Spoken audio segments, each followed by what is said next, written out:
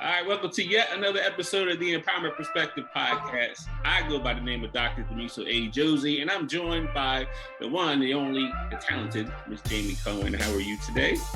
I'm doing fine, thank you. How are you? I'm hanging in there. Hopefully we can get this in before the storm rolls through New Jersey. So we're going to try something a little different this in season 6. We're going to shorten our podcast a little bit and give you more of our guests. So we're just going to go right into actually a story I want to talk about that's recently in the news. If you are from New Jersey, you may have heard about it across the world at this point. But in lovely Mount Laurel, New Jersey, there was a gentleman that had some racial slurs and things with his neighbors. Things got out of hand. He put up his address, told everyone to pull up and come see him. And of course, the community responded. There's a lot of things going on with that. I just want to touch on that a little bit because the last couple, actually, if you follow us, a lot of our conversations has to do with culture and race. We just put it in the education space, but this particular one just happened kind of at home because it's not too far from us. Jamie, what were your thoughts about? I know you had some colorful thoughts and comments. I had to calm you down a little bit. Just give us a general understanding of how you felt watching it. Well, I was very angry listening to it, and I just feel like, that there has to be some sort of it has to be equal all the way around, and it's not, unfortunately. But I do love how people came together again to show that, they're not going to allow this to happen. So the fact that there was unity in that did make me happy, but just another very, very disgusting situation to watch unfold. Right. And I noticed that like a lot of young people, first of all, we're talking about this generation, right? And this young generation, there's a good and bad part about this, because if you tell them to pull up, they're going to pull up and they may not respond appropriately. So there was some people out there that were throwing things and breaking things. And I started thinking like, you're on camera. You're going to get caught for that and you're going to have to deal with it. I mean, I understand you're angry. I understand the passion behind it. But you got to be a little bit smarter about your actions with it. The gentleman recently came out and said that he was drunk, and that's why he made those comments. What was your feeling about that? I guess his softening of what was going on. I have always said that I feel that when you're under the influence of anything, a lot of times that brings out the truth. So I don't think that he should hide behind that. I think that the best thing to do in this situation is own up to it and try to move forward, not to use it as an excuse. Right. I say, this is America. Unfortunately, we're watching it live unfold on TV right now. Whereas back in the 60s, you had to kind of get your news through word of mouth or through the newspaper. We're watching it unfold, but nothing has changed at the end of the day.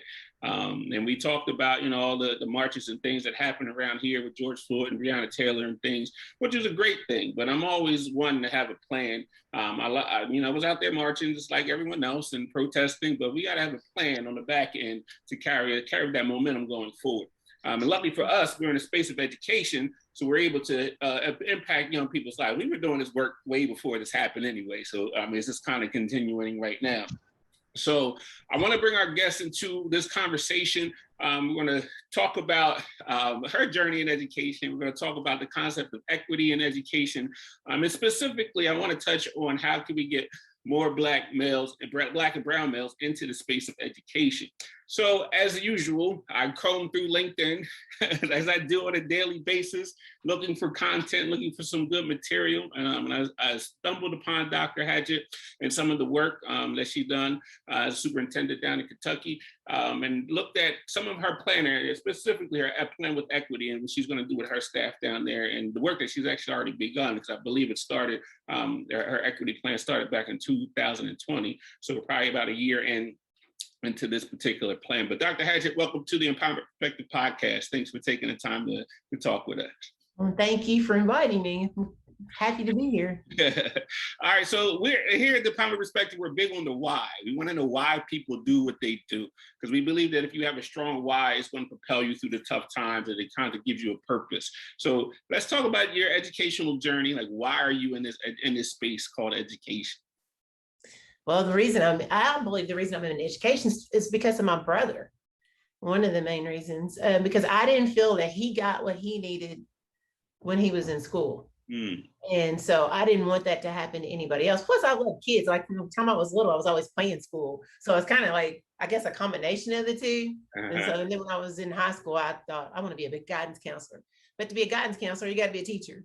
Mm. So that's Mm. kind of, yeah. So you were one of the ones setting up your dolls, and you had them lined up, and Stuffed animals, dolls, brothers, sisters, everybody had play school. So that's awesome. Jamie, did you do that too? I actually did. I had 2 brothers and 2 sisters, so I didn't need any dolls. I had enough siblings to play school with. Did they say you were bad? I was the teacher. That's interesting. So that's great that you found a space that that was needed. You saw something that needed to be changed, and you went on a mission to kind of fix it. And you started as a guidance counselor, correct? Yes, I was a guidance counselor. I did a little bit of everything. When I was guidance counselor during the day, at night, I worked with alternative school kids. So I was an alternative school principal, but I also taught class because there wasn't those of us that taught during the day, or we also were at night. And so for the first 3 years, I didn't even get paid for it. I just did it for free at night, because to me, the kids in the day, they had a guidance counselor, but nobody at night had a guidance counselor, and they were the ones getting kicked out of school. So it didn't make any sense to me. I was like, well, how can they be there and not get the services that they need? So I volunteered. And then I was teaching classes too, but I was also coaching basketball. And then I was the dance sponsor and the student council sponsor and the champion sponsor. I was doing it all when I was guidance counselor. But it's basically Friday night school, Saturday night school. I lived at that school really until like 11 o'clock at night. I would start bright and early, 7 to 11, truly. Whatever the kids needed. I think I found the female version of myself, because I'm always into a bunch of stuff, coaching basketball, doing all kinds of crazy things. So I completely understand it. I believe that if you have a gift and you just put it in different vehicles, that's what you're supposed to do. That's awesome. Let's talk about your role as a superintendent now. So you recently became a new hire of a superintendent. And now, I guess, talk about your leadership role. Like, how would you define your leadership style, I should say, in this new position? Or are you still refining and shaping that style? I am very much a collaborative leader. That's how that's basically how I roll. Like, I know at the end of the day, I'm responsible ultimately. So I got to have my checks and balances though. And so I always want to know what everybody else is thinking. That doesn't necessarily mean that I'm going to go with it, but I want them to have input, because if they don't have buy-in and input, then it's not good. It's not about thou shalt do it. It's we're all in this together. I'm about the team. And I think it goes back to me playing sports and coaching and all that. That's how I see things. I always say there's no I in team, and I always talk about us being a team constantly. I say teamwork makes the dream work, and they hear it 24/7. Absolutely. Because I have that same, sports background. So I'm like, if you're a basketball lover, like the leadership is the point guard. You need to know where everybody is on the floor. You got to be able to give the right assist, put them in the right place. Every once in a while you shoot, get a little highlight or whatever, but mostly you're about, your team, and then making sure, that the game flows the way it goes. Whether you're a football player, the quarterback is, the leader on that team. So I learned a lot from sports. So I can definitely relate to the collaborative nature of that. Jamie, in the classroom, what type of leader do you thrive on? I have to say that in the classroom, it works to have someone that's going to listen to you and back you and give you the opportunity to go ahead and try something new in your classroom. So instead of someone, saying you're going to do this, this, this, this, and this, I enjoy someone giving you the opportunity to give something new a try and seeing if it works. That's awesome. Yeah. So we're talking about this concept of equity in education.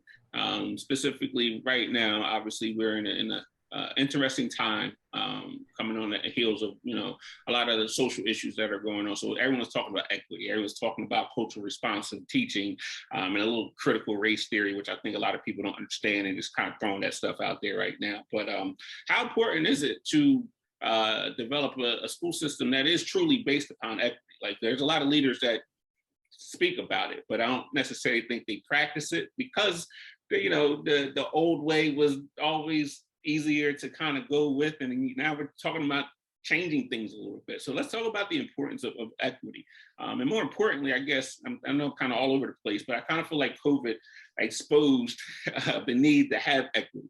in a sense. So Dr. Hatchett, how would you explain the concept of equity?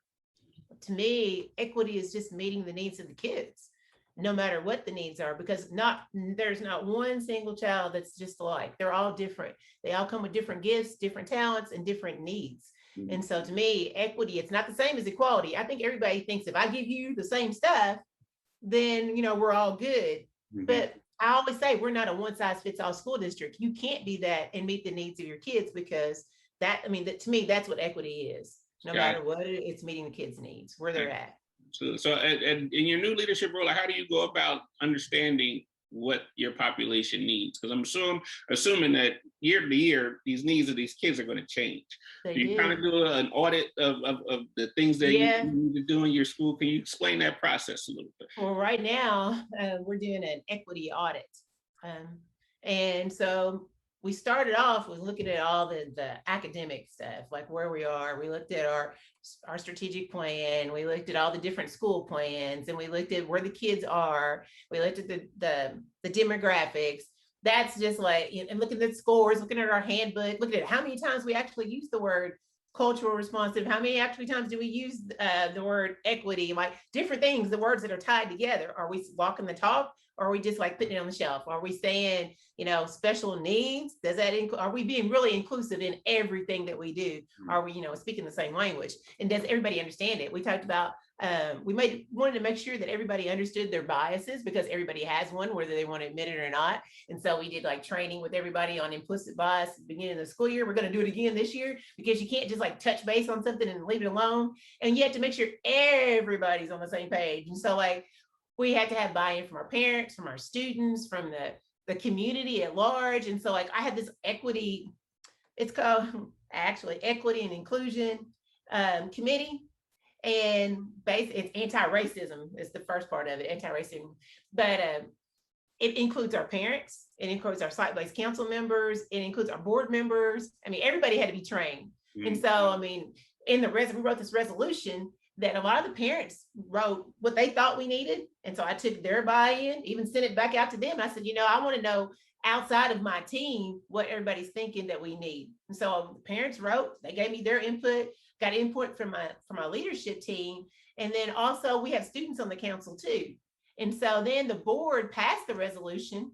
And so we just kind of follow the resolution and what it says that we're going to do. And there's all types of different trainings throughout. We kicked off our school year with training. We had training in the middle of the year, but we also we're taking baby steps, one step at a time, but we're doing an audit of our curriculum, because we want to make sure that our curriculum is on point. Because, the kids, they're learning. We looked at it elementary, middle, and high, and we're looking at the raw data. And if it's ugly, we got to fix it. It is what it is. We know that there's gaps, and we're not perfect, and we got a long way to go, but we're trying to get there, because we're honest. Like, we know some areas we're knocking it out of the park, but then there's other areas like, we got, it ain't, and so that's how we are. It's like, all of us. And to me, in our district, everybody has a role to play with equity. I don't care if you're the bus driver, or if you're food service worker, if you are the curriculum specialist, no matter what, everybody has to own it.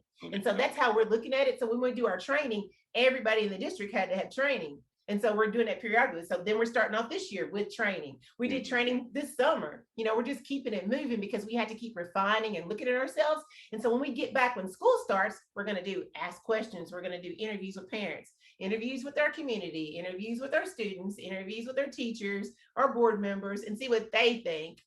What is it we're doing well? What is it we need to improve and change on? And then we're bringing in the team. We consult. We've got the Millennium group coming in, and they're going to ask the questions. And they have like specialists for the elementary level, the middle school level, and the high school level. And so then they're going to we're just going to because if we don't want anybody to say, oh, this is what you did it yourself. So we're bringing in somebody from the outside, so that we can be as transparent as possible. And then there it is. And we're just giving our feedback. And then we want to grow even further and create an equity policy once we've got our ducks in the row from that information. And then I've already got the health department's already signed on board to work with this, because they had things that they're supposed to do with equity, but they've always wanted somebody to help them, not just be out there on their own. And so we're like, okay. And then we've got we have partners that we can partner with, like Hitachi and Heister Yale and different people like that. And they're one of the human resource workers that he's already decided that he wants to be on board because he wants that to be part of his legacy. So we're signing on our community partners too, because they're helping us with pathways. And so it's like checks and balances, because basically we're feeders to the community, you know? And so it starts with us, basically it starts in the home and it goes all the way around. So that's kind of how we're attacking it right now. Right. If that makes sense. Yeah, absolutely. I'm thinking now, I'm listening to you talk, and I remember we started this podcast maybe 6 years ago, 7 years ago. And I remember the big thing in education was the whole child. And my whole argument was we're not teaching the whole child at that particular point, because we're not talking about equity and cultural competence. You can't throw this whole child thing out there and put this, smoke screen up like we're educating the whole child. And my whole argument at the time was like, that's not what we're doing. I think we're getting closer to that now because of what's happening on out in the community and out in the world right now. But a couple of things that you said is definitely key. Transparency is obviously a huge part of it. And being any leader, try to be transparent as I possibly can. But also giving students voices is huge. I think a lot of school districts are missing the mark on including a diverse group of students within your decision making. Don't just get the smart kids, you get everybody that's part of that, and then let them have a voice. We're big on student voices here in the Empowerment Perspective and giving kids a platform. So that's what we try to do. On a micro level, Damon, we'll take it to the classroom. Like, what are some examples do you have that you can give students voices within your classroom and make sure that everybody in your classroom is heard? Well, I think that in regards to the classroom, for example, when you're teaching a project, there just can't be one, this is the way you're going to do the project, this is the way I want everyone to hand it in. Everybody has different things that they're going to bring to the table. So as long as you're able to show me that you understand what I'm teaching you, I don't care how you show it to me. You can write me a story on it. You can draw me a picture about it. You can sing me a song about it. We just, as teachers, have to know that everybody is different. It's not a one size all fits everyone anymore. So the more open we are to what students are bringing to the table, the more we're all going to learn from each other. But Jamie, I have a pacing guide. I got to be at this point at a certain time. You can't tell me that I can't get there and do all these wonderful things. What am I supposed to do? Why can't you get there and show me it in a different way? Just because Timmy's not showing me the same way that Rachel is, it doesn't mean you didn't learn the same thing. You're just showing me it in a different way. I say all the time, we're talking about, it's a difference between skill and content. To me, the content is almost irrelevant. Like, here's a skill that we need to develop. I don't care how we get there, what tools you use or what perspective you kind of come from, as long as you develop that skill. And I think a lot of teachers are kind of stuck in that, content. I need to be at this particular point. Although I will say being in COVID has made us shrink our curriculum now. We got rid of the fluff. And I think what you're seeing, not to change the subject a little bit, we're not going to see as big as a loss that we thought we were going to see in this COVID thing, because we shaved off all the fat. And I think now is a pivotal point in education where we can change the trajectory of education if we pay attention to it. We go right back to the same way that we did before this, we're going to be in trouble big time.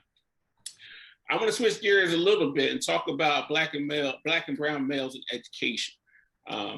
I'm thinking about it because one of the things I read in an article that you were that you were featured in, you spoke about not having a Black or brown teacher until graduate school, I believe, in one of your articles, I think. And I had kind of a similar experience. And I'm looking at myself and the very few other Black males and brown males I know in education, and I'm trying to figure out how can we attract and attain more Black and brown males in education specifically, especially in a female-dominated industry. So I don't know where you guys are within your school system in terms of your population, in terms of your staff, in terms of Black and brown men, but do you have any suggestions on how we can attract and attain and retain these teachers of males of color within the educational system? I think part of it is finding, kids have to see themselves and just getting mentors, that to me is big.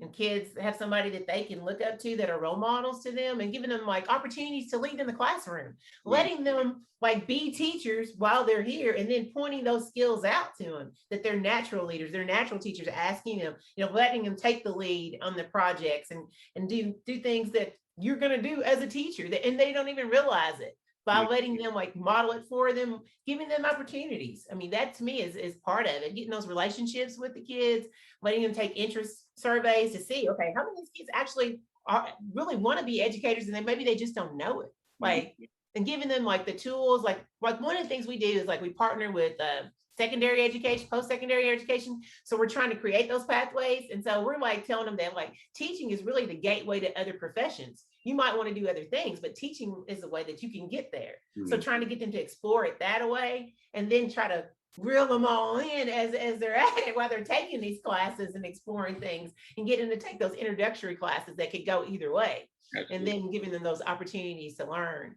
Like when you have like in the classroom, letting them work with the little kids. Like I like to have like my superintendent advisory council kids go and work with the elementary kids and partner up and mentor for them where they're teaching, you know, when they're sitting there or even with their peers, where they're being peer tutors. You know, there's all kinds of ways that I think, and just taking them places, letting them go to see, like go to the colleges and universities and ask questions. You know, don't just like wait on people to come to you. You take the kids yourself, you know, and just do things like that. To me, opportunity and access for kids, you know, and just letting them see and talking it up, hyping it up. Don't dwell on all the negative that goes with education.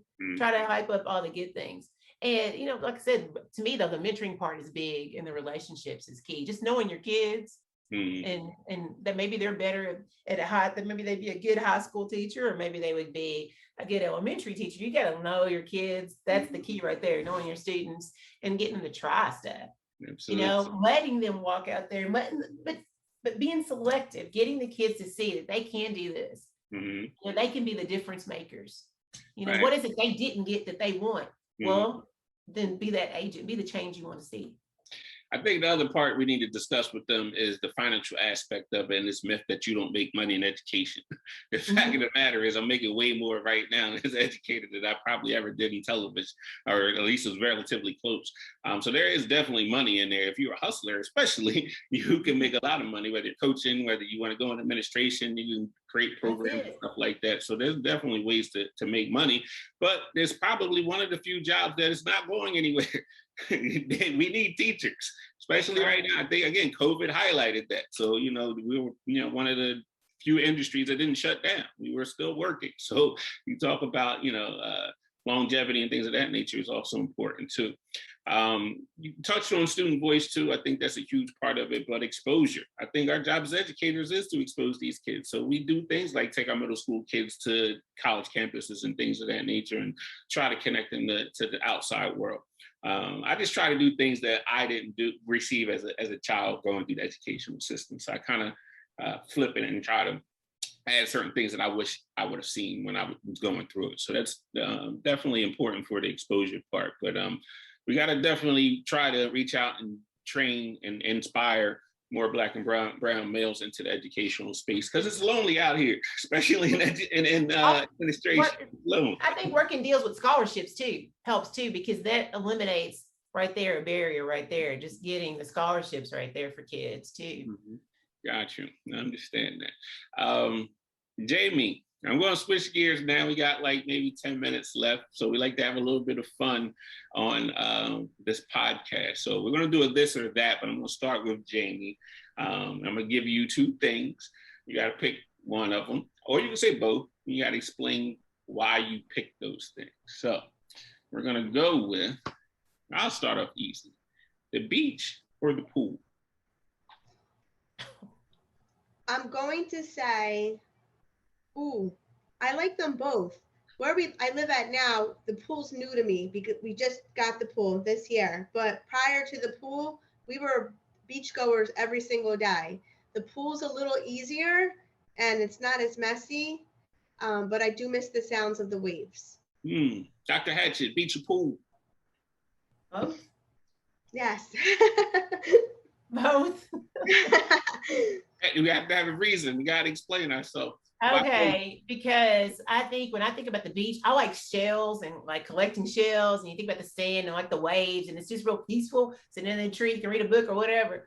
But but when you get in the pool, you can just chill, you know. I mean, to me, so I like them both. I wouldn't want to be without either one of them. You know, it just depends on what my mood is at the time. So I got you. I'm gonna go neither. I'm not a pool or a beach type person. I'll tolerate it, but my ADHD doesn't let me sit for too long. So I got to keep moving and then doing those things. All right, Jamie, here we go. Let's see. Let me think about this next one. I got to think carefully about it. Actually, you know what? I'm going to do this. Dr. Hatch, I'm going to give this one to you because this one you have experience in both of them. Teaching or being an administrator? Oh. Ooh. Administrator. Okay, we got to explain why. The reason why is because at every level, I feel like I have a more opportunity to reach more people. And I feel like as an administrator, I can touch more lives and impact it in more ways than I could when I was in the classroom. You can touch the kids that you have, but you're limited.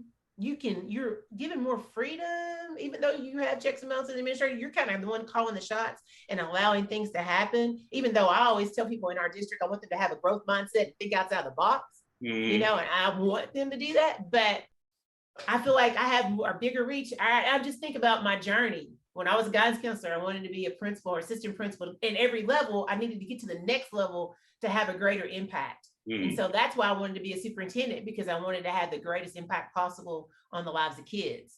And so to me, an administrator, because I can still teach.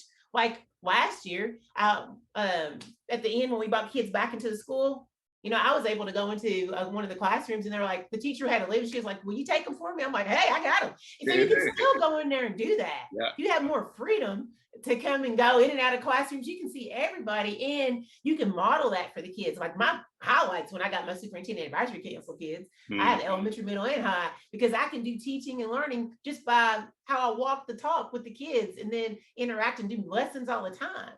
So to me, I'd rather be the administrator because I'm still the teacher. You're never going to get the teacher out of. Gotcha. I got one more for you, but I'm going to go to Jamie on this one. Be careful on how you respond to this, Jamie. Traditional teaching or what you do with the empowerment perspective. Be careful how you respond.